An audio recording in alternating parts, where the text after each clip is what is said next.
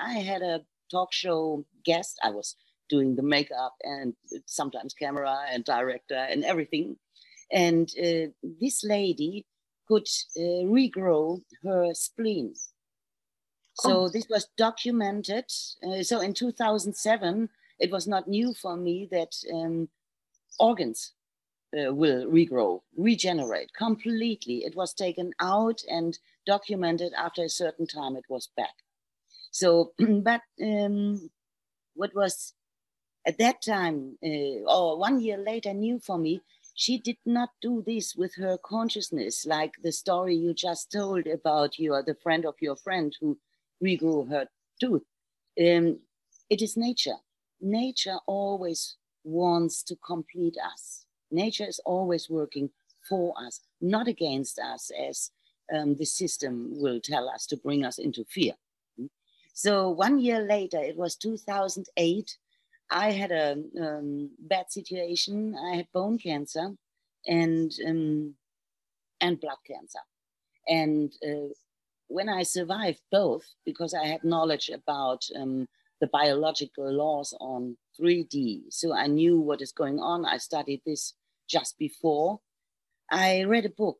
It's called A Medical Insider Speaks Out.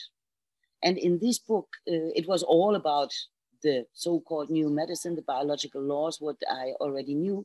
But the last chapter was speaking about Russian scientists, consciousness researchers who say you can do everything by your own thoughts, by your consciousness. And I said, this is the key. I will find these guys.